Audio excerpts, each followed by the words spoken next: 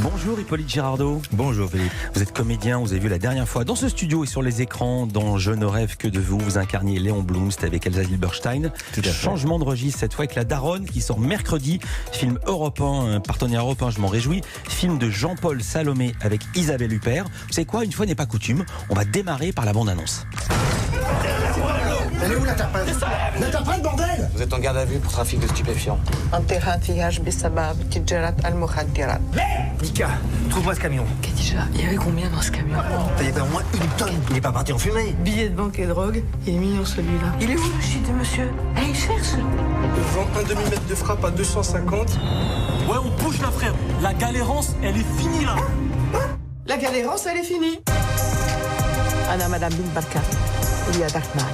Il y a une femme qui deal des tonnes de shit dans Paris. On est incapable de la choper. Sur la tête de ma mère, c'est de la patate de chez patate. Ça fait toujours plaisir hein, quand le client il est content du produit. Tu sais pourquoi ces types t'ont frappé? Parce que ce shit là que tu leur vends, il est à eux. Et on dit comment, un gros dos dans le fion en arabe? Sbakbir Fezouk. Gros son et ça parle arabe et il y a une raison Hippolyte Girardot.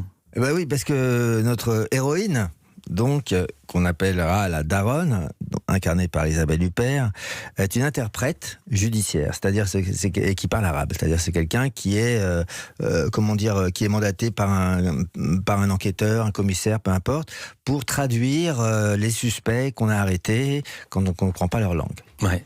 Et aussi, elle fait les écoutes téléphoniques. Et ils se parlent en arabe. Oui, c'est-à-dire qu'en fait, quand on met quelqu'un sur écoute qui parle en arabe, on a besoin d'une interprète qui nous dit ce qui est en train de se dire. Et donc, c'est à cet endroit-là qu'elle se trouve. C'est-à-dire que c'est une sorte... Ce qui est intéressant, c'est une interface, disons, entre la police et les trafiquants, enfin, peu importe, les dealers. Et c'est parce qu'elle est à cet endroit-là, exactement à cet endroit-là, entre deux antagonistes, qu'elle se retrouve à se faire elle-même une proposition malhonnête, mais compréhensible. Alors, il faut le dire, pourquoi c'est compréhensible, c'est que sa maman était dans un EHPAD, sa maman est très malade, elle a pas assez d'argent, elle la sort de l'EHPAD, elle a une infirmière qui s'occupe de sa maman, et elle découvre, à un moment donné, au cours de l'enquête, qu'un des types qui est arrêté, qui fait du trafic de cannabis ou de shit ou je ne sais quoi... C'est la même chose. Oui, c'est vrai, vous avez raison, je suis pas connaisseur, et le fils de l'infirmière. Et elle décide de le couvrir, et finalement, elle se met dans le trafic. Alors... Elle se met dans le trafic par... Il y a deux choses. Il y a effectivement un besoin, financier, que tout le monde comprend. Mais il y a aussi chez elle, une sorte de sororité qui s'opère avec cette femme qui s'inquiète pour son enfant et qui fait un travail très difficile parce que s'occuper des vieilles personnes en EHPAD, faut être très patient, faut être très gentil. Vraiment, faut faire beaucoup d'efforts sur soi.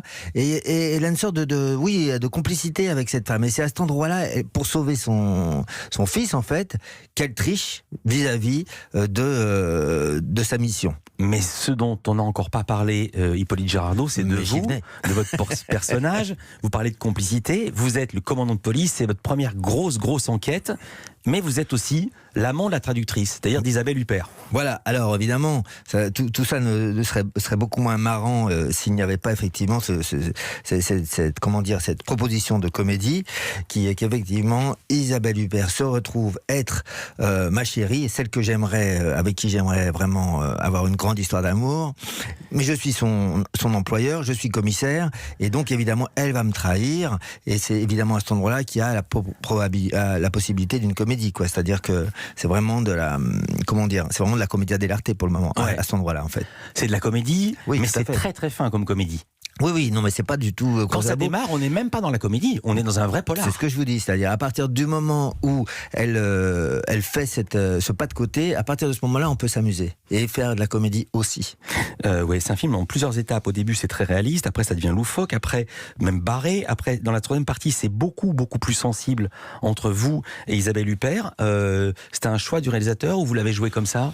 Non, je pense que le réalisateur a fait cette proposition que moi je trouve très juste par rapport au personnage, qui est que le centre n'est pas leur histoire d'amour, néanmoins, c'était important que les sentiments qui s'expriment entre ces deux personnages soient des sentiments qui nous semblent sincères, vrais et profonds finalement entre eux. Et donc, effectivement, la douceur du personnage du commissaire, qui n'est pas du tout un cliché d'un gros macho qui viendrait à la fois imposer sa sexualité et son métier, c'est un choix que Jean-Paul Salomé et moi avons fait et qui marche, je trouve, à l'écran très bien. Mais il y a un moment donné, elle est elle-même en train d'écouter sa propre voix, avec toute son équipe, parce qu'une voiture a été sonorisée, mais elle l'ignore, et vous ne reconnaissez pas sa propre voix, vous êtes sourd, ou vous la protégez?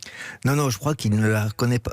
On ne peut pas reconnaître quelque chose qu'on ne veut pas reconnaître. Vous voyez ce que je veux dire? Ouais. C'est-à-dire que les choses les plus évidentes peuvent être sous vos yeux. Si vous n'avez pas envie ni de les voir, ni de les entendre, vous serez incapable de le voir. D'ailleurs, c'est une des techniques, par exemple, qu'on emploie dans les, dans des manipulations d'espionnage. C'est-à-dire d'aller tellement loin dans l'évidence que pour quelqu'un qui est soupçonneux, ça ne peut pas être là. Ça n'est pas possible.